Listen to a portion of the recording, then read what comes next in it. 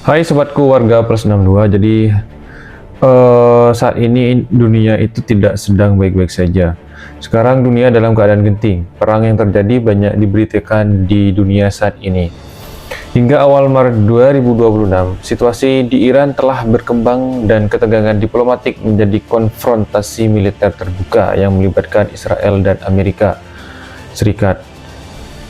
Berikut adalah penyebab utama mengapa Iran berada dalam kondisi perang atau krisis besar saat ini. Satu, kegagalan negosiasi nuklir atau picu utama. Pemicu langsung ledakan konflik pada 28 Februari 2026 adalah runtuhnya perundingan nuklir di Jenewa. Temuan IAEA, Laporan Intelijen dan Badan Tenaga Atom Internasional, IAEA mengindikasikan Iran menyembunyikan uranium yang diperkaya di fasilitas bawah tanah yang tidak hancur pada serangan tahun sebelumnya. Ternyata Iran itu menyembunyikan uranium yang diperkaya di fasilitas bawah tanahnya. Yang kedua, serangan preemptif. AS dan Israel menganggap diplomasi telah gagal dan meluncurkan serangan udara besar-besaran untuk menghancurkan infrastruktur Iran sebelum mereka berhasil menciptakan senjata hulu ledak. Yang kedua, salah satu penyebab utama akibat perang Iran adalah kematian pemimpin tertinggi Ali Khamenei. Laporan pada awal Maret 2026 mengonfirmasi bahwa pemimpin tertinggi Iran, Ayatollah Ali Khamenei, tewas dalam gelombang serangan udara Israel AS. Hari ini menciptakan kekosongan kekuasaan dan memicu garda revolusi Iran atau IRGC untuk meluncurkan operasi pembalasan paling ganas dalam sejarah. Kematian ini juga memicu kerusuhan di dalam negeri, di mana sebagian warga merayakan kejatuhan rezim sementara pemerintah melakukan tindakan represif keras. Yang ketiga, dukungan terhadap protes domestik. Sejak akhir 2025, Iran dilanda gelombang protes besar akibat krisis ekonomi dan merosotnya nilai tukar rial. Amerika Serikat secara terbuka menyuarakan dukungan kepada pengunjuk rasa.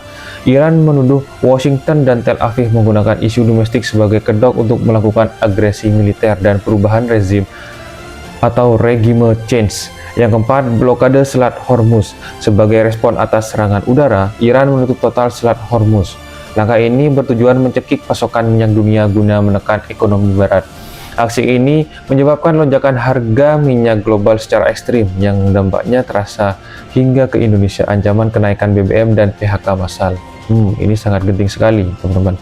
Karena adanya kenaikan BBM itu pengaruh terhadap kehidupan sehari-hari. Karena BBM itu adalah suatu hal yang sangat dibutuhkan oleh masyarakat dan PHK massal. Wah, kalau ini terjadi berarti karena di sana di Iran itu memang harga minyak itu adalah harga minyak termurah di dunia. Harga minyak termasuk harga minyak murah karena di sana pasokan minyaknya ada di sana semua. Dampak dari perang Iran sekarang hingga awal Maret 2026, eskalasi militer antara Iran dengan Israel dan Amerika Serikat telah menimbulkan dampak yang sangat masif, baik secara global maupun spesifik bagi Indonesia. Yang pertama, dampak ekonomi global atau energi dan pasar. Serangan udara yang dimulai pada akhir Februari 2026 telah mengguncang urat nadi ekonomi dunia. Lonjakan harga minyak. Pertama, harga minyak mentah jenis Brent melonjak sekitar 13% ke kisaran USD 82 per barel Maret 2026. Jika blokade Selat Hormuz berlanjut, analisis memprediksi harga bisa menembus USD 100 sampai 120. Ini kelonjakan minyak yang sangat tinggi, teman-teman. Yang kedua, krisis gas di Eropa. Harga gas alam di Eropa melonjak hingga 20-30% karena kekhawatiran gangguan pasokan LNG yang melewati Teluk Persia. Yang keempat, pasar saham dan aset. Indeks saham global melemah karena investor beralih ke saham aset aman, safe haven seperti emas dan dolar AS. Yang kedua, dampak langsung bagi Indonesia. Indonesia merasakan dampak kejutan makro yang cukup serius, tekanan subsidi BBM. Kenaikan harga minyak dunia membuat beban subsidi energi dalam APBN 2026 membengkak. Pemerintah kini berada dalam keadaan pilihan sulit, menaikkan harga BBM domestik atau menanggung defisit anggaran yang lebih besar. Melemahnya nilai tukar rupiah. Saat ini rupiah itu turun, teman-teman. Jadi sangat mengkhawatirkan sekali karena ini pengaruh terhadap ekonomi global. Rupiah sempat tertekan hingga ke level Rp 16.800 sampai 16.900 per USD pada awal Maret ini akibat penguatan dolar global. Yang ketiga, inflasi barang impor. Melemahnya rupiah dan naiknya biaya logistik global akibat gangguan jalur pelayanan mulai memicu kenaikan harga barang konsumsi dan bahan baku industri di dalam negeri. Kondisi di wilayah konflik. Pemerintah Indonesia melalui Kementerian Luar Negeri telah mengambil langkah darurat. Yang pertama, status keselamatan. Hingga 3 Maret 2026, 320 warga Indonesia yang berada di Iran, mayoritas mahasiswa, dilaporkan dalam kondisi aman. Tidak ada laporan korban jiwa dari pihak WNI akibat serangan udara tersebut. Evakuasi. Belasan WNI telah menyatakan kesediaan untuk dievakuasi dengan opsi jalur darat melalui Azerbaijan. Selanjutnya, gangguan penerbangan. Banyak WNI di kawasan Timur Tengah termasuk jamaah umroh dan pekerja di Uni Emirat Arab atau Qatar tertahan akibat penutupan ruang udara regional secara mendadak. Yang keempat, dampak geopolitik. Ketidakpastian kepemimpinan. Tewasnya pemimpin tertinggi Ayatollah Ali Khamenei menciptakan ketidakpastian politik di Iran yang diprediksi akan memperpanjang masa perang karena adanya perebutan kekuasaan dan operasi balas dendam dari Garda Revolusi IRGC. Yang terakhir adalah solusi. Solusi dari perang Iran. Solusi hingga 4 Maret 2026. Situasi perang antara Iran melawan Israel dan Amerika Serikat yang dikenal dengan sandi Operasi Epic Fury oleh AS dan Roaring Lion oleh Israel berada pada titik yang sangat kritis. Mengingat kematian pemimpin tertinggi Iran Ali Khamenei dalam serangan udara pekan lalu, solusi untuk mengakhiri perang ini menjadi sangat kompleks.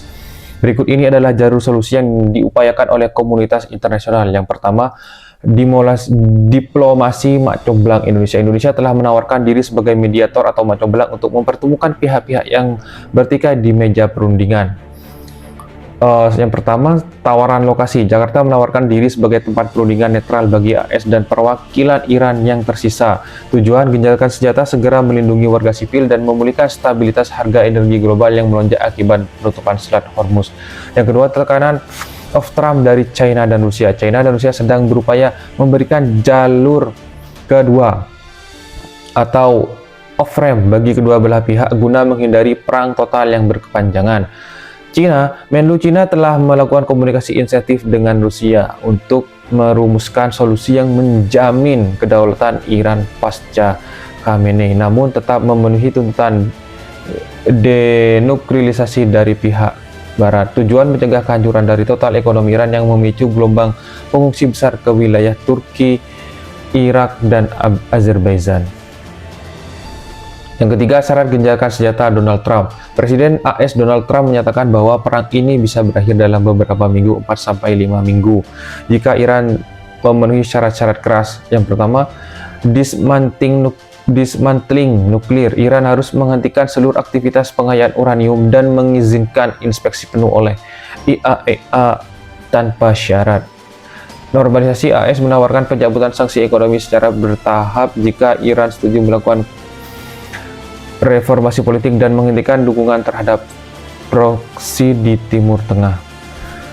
Yang terakhir adalah sidang darurat Dewan Keamanan PBB. Dewan Keamanan PBB terus mengadakan sidang darurat untuk menyerukan gencatan senjata kemanusiaan. Namun solusi ini sering dihambat oleh hak veto Amerika Serikat yang mendukung operasi militer tersebut sebagai langkah pembelaan diri dari ancaman nuklir Iran. Nah, itu teman, itu adalah berita trending saat ini, teman. Jadi sangat mengkhawatirkan sekali karena sekarang itu bertepatan dengan bulan Ramadan.